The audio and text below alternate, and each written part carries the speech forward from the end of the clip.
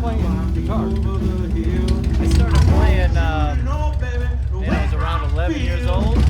I got my first guitar. Somebody gave me an old Campfire acoustic, and they taught me 5 open chords, the 5 basics, and then the idea, the 1, 4, 5 of the blues. And then after that, I just kind of sat around and taught myself how to play until I was about a teenager.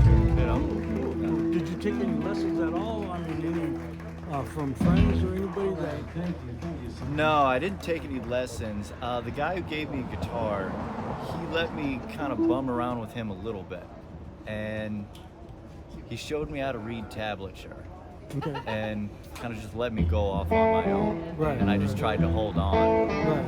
And it wasn't until I was maybe 14 years old where I started to get a little bit, figure a few things out, And from there, it was all peaks and plateaus. I'd figure something out, and then I wouldn't know what to do for a long time. And I wish I would have asked. I wish I would have went to somebody or took lessons or went to band in school, learned how to read music. But I'm all ear. I'd hit rewind for hours sitting in my bedroom, man, for a couple years until I started to get the next plateau up, Now, who's the biggest influence in playing? And then was blues the first music that you played? Yeah, so my biggest influence back then, I remember, it was kind of everybody. I listened to everything. A lot of 80s music. My brother was into the whole hair metal thing. He had Twisted Sister, Motley Crue posters on the wall. I never really got into it, but that's what I was hearing. My mom was listening to all the stuff on the radio in the 80s, from Hall & Oates to Kenny G, Michael Bolton type stuff.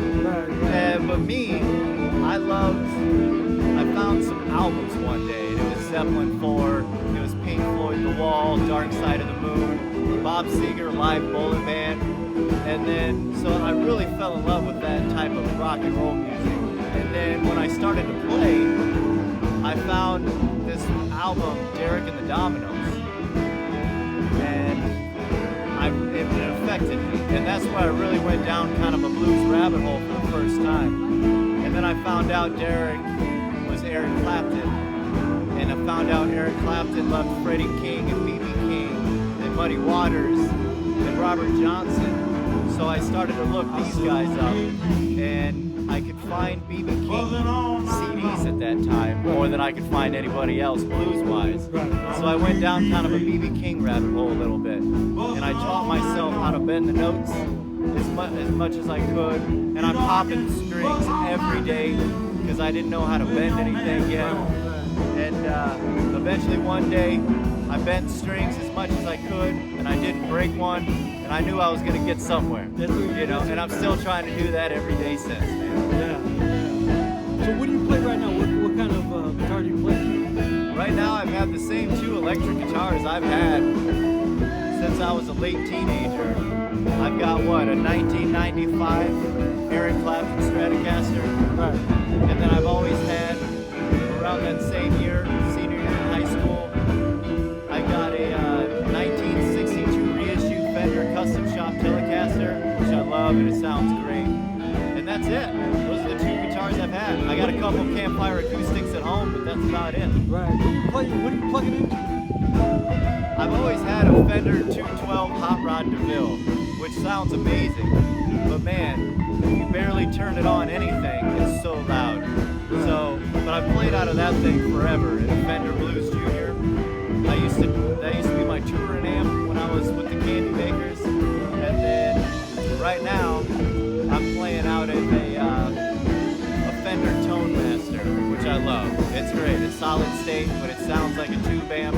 You can crank that thing up. It has an attenuator on it, and it's fun. All you need is a guitar and a chord, and you can play right off the bat with anybody. That sounds cool. Do you use any pedals? Sometimes, yeah. The best pedal I have, my favorite one, is just a Boss tuner pedal, man. Keeps you in tune, and if you click on it, it mutes everything right away. Everybody needs a tuner pedal, something that mutes you right off the bat. Other than that, I'll use an overdrive pedal usually, whether it's a Boss overdrive. I had a buddy, Scott Leinert from Great River Brewery and Great Revivalist Brewery now. He he makes amps and pedals, and he made me a couple overdrive pedals, which are fantastic. I love. I couldn't tell you what components and parts are in it, but they're amazing. Yeah, but that's it. Sometimes I'll use a delay pedal if I'm trying to get pretty funky, you know, rip a solo, have some weird delay on it. Other than that, I'm pretty basic, man. I try and just use the boost and the volume knob on my guitar. And if I need that extra kick, then that's when I'll tap into an overdrive pedal. Cool. And a crutch. Those are great crutches. When I'm scared, I'll just hit all of them on at the same time and wish for something good to happen. Yeah, that sounds good. That sounds good. So, you got any CDs out, or you recorded anything? Yeah, so when I was with the Candy Makers, we released 3 albums, which were a ton of fun. We were up to a full 15, 16-piece band sometime, but there was 6 core guys in the band, and we travel all around, and we got to make, over the course of about 10 years, 3 albums, which were fun to do. I love writing songs. Yeah, I love yeah. creating the harmonies and melodies in a groove. You know, it's super fun. Hey, brother. Good. Yeah, that sounds good. Well, I appreciate you allowing me to give you this interview, and much success, brother. Much Hey, success. I appreciate you. Thanks so much. Let's play some tunes. All right, this is Pop saying